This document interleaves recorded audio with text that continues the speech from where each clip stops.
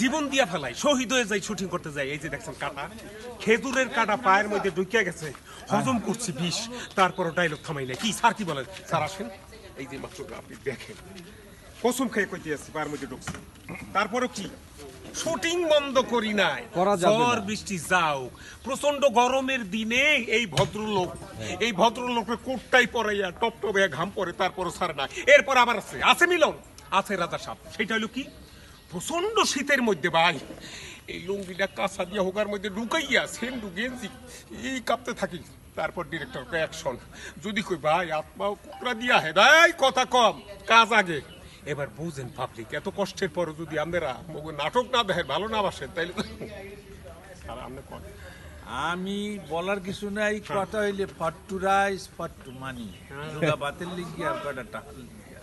আরে কষ্ট, শিল্প যে কোথায় যাচ্ছে আর কোন পর্যন্ত গিয়া যে সে থামবে, এইটা এখন ভাবনা চিন্তা করিয়ে এরপর বাইর করতে। আপনি তো দুইটা রাইস আর দুইটা ভাত খান না, আপনি তো পোলাও মাংস খান। সকালবেলা আইসাও তো মুরগি দিয়ে নাস্তা করলেন, তাইলে কেমনে হইব? রাজা সাহেব, হ্যাঁ স্যার হচ্ছে হেডমাস্টার, গুরুজন, সম্মান করি, কিন্তু এই মুহূর্তে আমার আই হ্যাভ অবজেকশন। স্যার রাগ করেন না।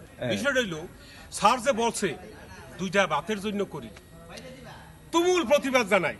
শোনেন, জীবন জীবিকার জন্য, বেঁচে থাকার জন্য রাইস তো লাগবেই, এবং সেটা প্রদান করবে আল্লাহ যে কোনো ওয়েতে। এখন আমি মনে করি যারা শিল্প সংস্কৃতির সাথে জড়িত আছে, একজন লেখক, একজন নির্মাতা, একজন শিল্পী, তাদের প্রত্যেকের সামাজিক দায়বদ্ধতা আছে। সেটা কি?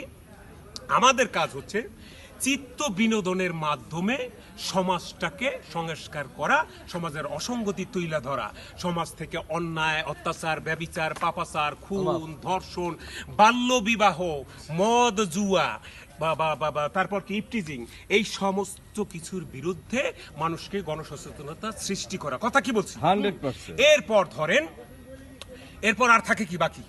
বাকি থাকে হইল মানুষকে নম্রতা, ভদ্রতা, আদর্শতা, সাম্যবাদিতা, সহনশীলতা, ভ্রাতৃত্বপূর্ণ বন্ধুসুলভ আচরণ শিক্ষা দেওয়া। কি আই এম রাইট? অফকোর্স। মানুষজন উত্তেজিত হয়ে গেছে। আমি তাকে আমি তার কথাকে আমি অমূল্যভাবে মূল্যায়িত করতেছি, অমূল্যভাবে মূল্যায়িত করতেছি। কিন্তু শিল্প কি আগের জায়গায় আছে না এই কাটার মতো বেজাগা দিয়া আসা যাওয়া করতেছে? বুঝছি, আপনি কাটার আঘাত খাইয়াই তো এই দুঃখের কথাটা বলছেন। কি কথাটা কি?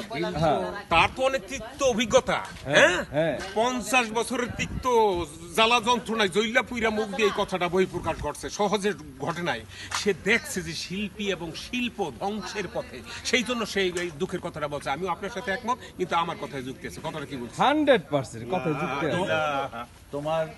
তোমার যে চাওয়া, তোমার যে প্রাণের আকুতি, সেইটাই যেন সত্যি হয়। তাইলে আমি মনে করব আমি এবং আমাদের মতো যারা পাগলরা আছে, তাদের এই পাগলামিটা সার্থক হবে। একদম।